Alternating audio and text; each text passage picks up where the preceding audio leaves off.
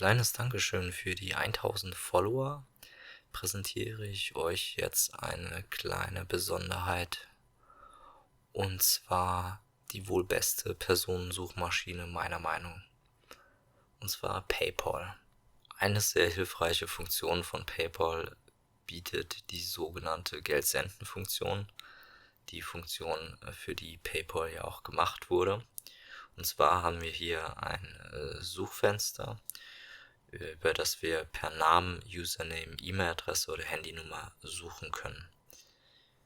Abgesehen vom Namen müssen alle anderen immer exakt übereinstimmen, um Treffer zu erhalten, wobei E-Mail-Adresse und Handynummer keinen direkten Treffer ausgeben, sondern nur die Möglichkeit bieten, Geld zu senden. Wenn man beim Username allerdings eine direkte Übereinstimmung hat, dann gibt es einen Treffer. Das kann ich jetzt zum Beispiel mal mit OSINTGeek demonstrieren. Dann sehen wir hier, dass wir einen Treffer haben. Das Ganze funktioniert aber auch mit dem Namen, und zwar ist es so, dass zwar einerseits in den eigenen Kontakten gesucht wird, andererseits aber ab 4 Zeichen auch auf allen anderen oder innerhalb aller anderen PayPal-Nutzer gesucht wird. Also wenn wir jetzt einen wahllos gewählten Namen nehmen, dann sehen wir hier, dass wir eine ganze Reihe an Treffern haben, und das können wir dann natürlich weiter eingrenzen und so vielleicht die Person finden, nach der wir suchen.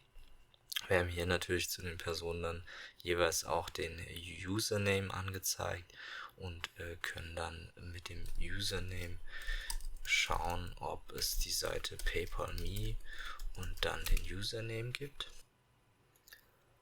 Falls die Seite existiert, haben wir hier oben dann direkt den Avatar, haben die Möglichkeit, Geld zu senden und können uns hier auch mehr einblenden lassen und kriegen so beispielsweise den Wohnort oder weitere Informationen auch über den Nutzer heraus. Natürlich können wir mit dem Nutzerbild, mit dem Avatar auch eine Bilderrückwärtssuche durchführen, aber das ist ein anderes Thema. Genau, das wäre es soweit zu der allgemeinen Suchfunktion. Wir können nun hier auch einfach eine E-Mail-Adresse eingeben.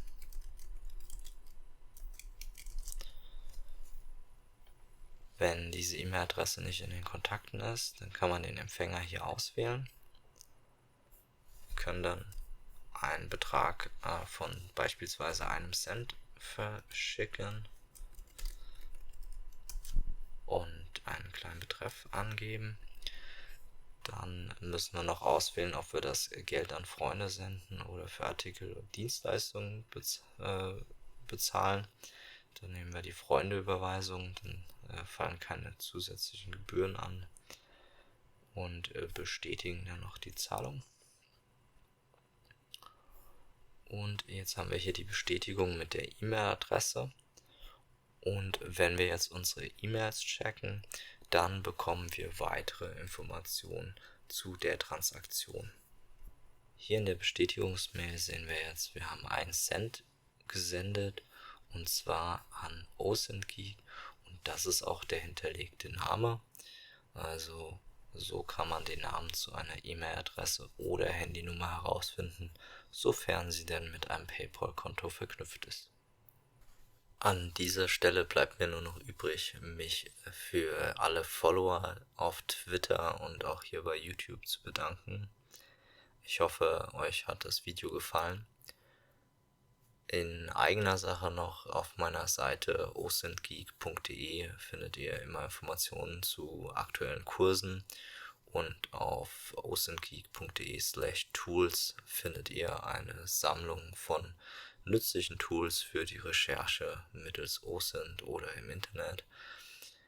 Und die zweite Sache, die erste German Open Source Intelligence Conference, die findet am 22. November statt. Wer sich noch nicht angemeldet hat, bitte machen. Es wird einige sehr interessante Sprecher geben und auch die ein oder andere Challenge noch bis dahin. In diesem Sinne, macht's gut. Ciao.